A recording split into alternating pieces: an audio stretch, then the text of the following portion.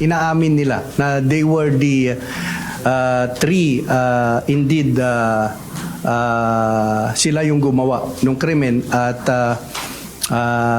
may mapapansin ka sa kanilang aura na somehow medyo may regret, may pagsisisi at sinabi pa nila na ito mula sa kanilang bibig ay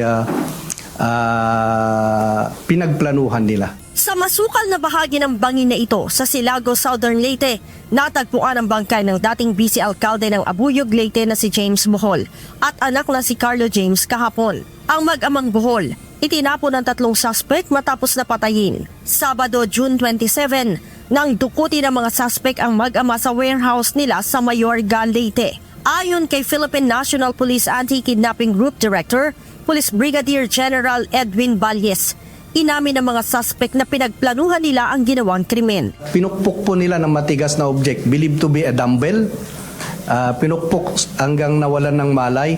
Hinanap ang mga biktima ng kanilang mga kaanak sa pamamagitan ng pagre-report sa pulisya at pagpo-post sa social media. Kahapon ng umaga, June 30, natagpuan ang bangkay ng mag-ama sa bangin sa bahagi ng barangay Imelda, Silago, Southern Leyte. Hindi naman tumigil ang mga otoridad hanggat hindi nahuhuli ang mga suspect na sinasabing nakatakas na patungong Metro Manila. Sinasabing sumakay sa silver na getaway car ang mga ito, ngunit iniwan ito sa Pasay, Samar at nagpalit ng sasakyan. Sumunod na ginamit nila ay ang isang kulay gray na pickup truck. Habang papatakas, nahagi pa sila ng mga closed-circuit television camera sa kanilang dinaanan. Kinalaunan, iniwan din nila ang pickup sa Sariaya, Quezon.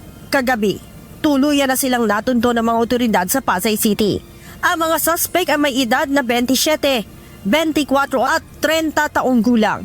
Maliban po doon sa kanilang revelation, ito'y umaangkop doon sa GPS system ng rental vehicle because they rented the getaway vehicle, a certain Mitsubishi Mirage model na nag-a-appear po doon sa system nila. Kaya yun po yung ating sinundan. Nasa kustodiya na ng PNP Anti-Kidnapping Group ang 3 suspect at nakataktang dalhin sa Leyte para sa pagsasampa ng kasong kidnapping at double murder.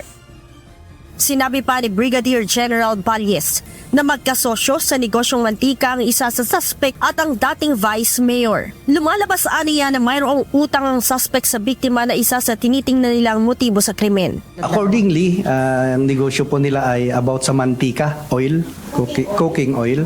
Milyon ba ang pinag-uusapan nating pera na utang? Hindi ko po masabi pero sa pagkakakwento niya, yung cheque na about na ibabayad niya is amounting to 550,000 and I am not certain as to the totality ng kulang niya or utang niya. Pero initially may ino-offer siyang cheque.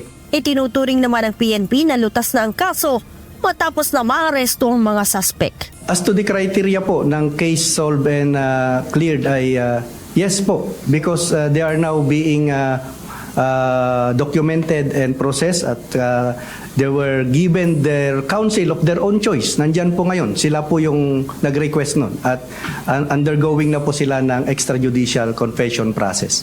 And with this po ay tingin ko po ay ito ay eventual madodocument ng territorial unit na mapa-file na nila yung case. At all accounted for din po yung mga nasabing involved na suspect. So kompleto po silang 3. Leia Ilagan, UNTV, News and Rescue.